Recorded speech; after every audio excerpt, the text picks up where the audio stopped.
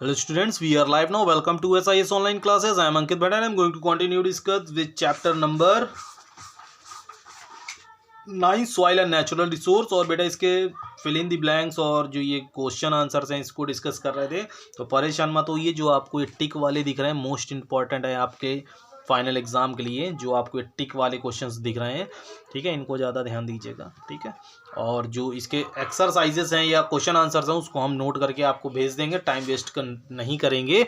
और अब नेक्स्ट जो आपका चैप्टर है फाइनल एग्जाम के लिए उसको डिस्कस करते हैं, ठीक है।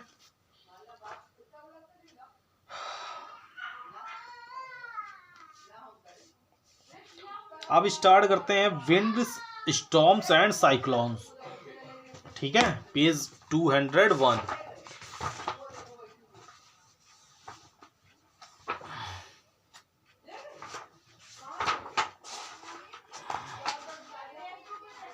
Okay, wind, storms and cyclones.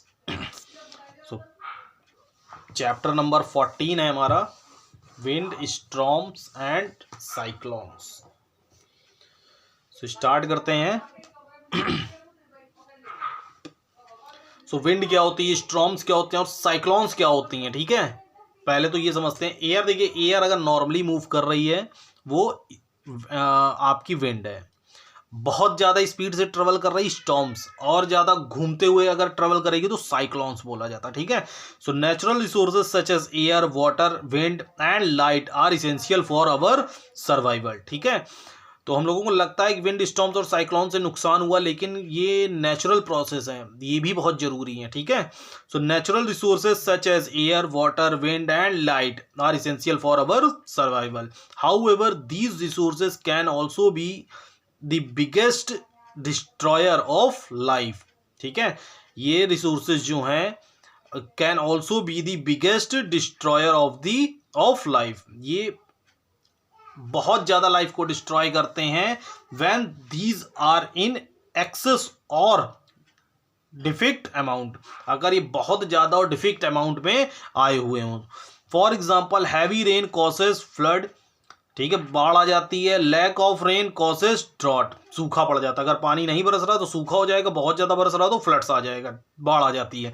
Just like water in the form of heavy rain, air is some time quite dangerous, ठीक है। एयर जो होती है सम कुछ टाइम के लिए डेंजर होती है।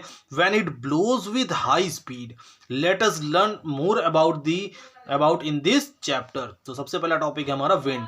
You must have seen leaves of the trees fluttering when air blows, ठीक है। बहुत फ्लटरिंग करती हैं जब एयर ब्लो हो रही होती है, ठीक है, मतलब हवा का बहुत तेज होता है।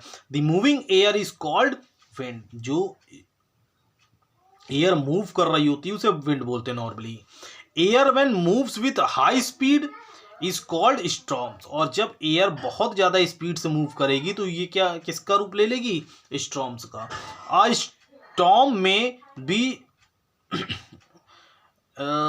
डिवेस्टेटिंग इन नेचर, ठीक है, causing severe damage due to its force and strength. जो स्टॉर्म्स होता है वो अपने फोर्स और स्ट्रेंथ से जो नेचुरल जो चीज़ें हैं उनको बहुत ज़्यादा डैमेज करता है, ठीक है, डिस्ट्रॉय करता है, ठीक है। Thunder storm is generally accompanied by thunder.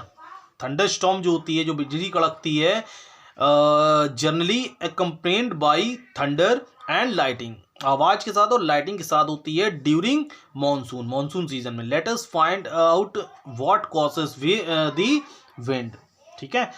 Wind is caused by the uneven heating of the earth surface. जो विंड कॉज होती है वो अनइवन हीट होती है of the earth surface by the heat of the sun, ठीक है। This is due to the earth tilt and spherical shape. Different region of the earth surface receive different amount of heat. अलग अलग जगह पे अर्थ पे अलग अलग heat क्या होती है, पहुंचती है, ठीक है। इसीलिए हीट टेम्परेचर क्या होता है, हीट अमाउंट अलग अलग होता है। Thus the temperature of the earth surface near the equator gets heated. जो मैंने एक बार आपको बोर्ड में समझाया भी था कि जो प्लेसेस इक्वेटर के नियर अबाउट होते हैं वो सबसे ज़्यादा हीट करते हैं, क्योंकि डायरेक्ट सनरेज वहाँ पहुँचती है। Heated up more than that near the geographical poles, ठीक है, पोल्स के कंपेरिजन में, क्योंकि पोल्स क्या होते हैं, सनलाइट बहुत कम अमाउंट में वहाँ तक पहुँच पाती है, ठीक है, इसलिए वो कूल होते हैं। As a result air near the equator gets warm, इसीलिए जो एयर होती है इक्वेटर की वो वार्म हो जाती है, then the air in the polar regions, ठीक है, पोलर रीजन से कंपेयर में the hot air being lighter than cold air, जो हॉट एयर होती है वो कोल्ड एयर के कंपेरिजन में क्या होती है, लाइट वेट होती है, एंड राइजेस अब ऊपर साइड चली जाती है। The cool air moves from nearby region to occupy the vacant space, और ये जो कूल एयर होती है पोल्स की या सी रीजन्स के पास की, ये उस स्पेस को क्या कर लेती है, कवर करती है जाके, ठीक है, near the region of hot air, hence an air current gets up and air begins to move from one place colder region to another hot region, ठीक है, इसीलिए जो एयर होती है वो मूव करती है कोल्ड रीजन से हॉट रीजन की तरफ, क्योंकि हॉट रीजन के लिए जो एयर होती है वो वार्म होके अपर साइड चली जाती है और उसकी स्पेस पे आके कूल एयर लेती है और उसको प्रेशराइज करके हॉट एयर को फिर से दोबारा कहाँ भेज देती है, कूल रीजन की तरफ। Thus wind is caused due to temperature different between different regions, ठीक है। अब आगे का बेटा तो टाइम हो ही गया, कल डिस्कस करेंगे। Okay so bye, take care.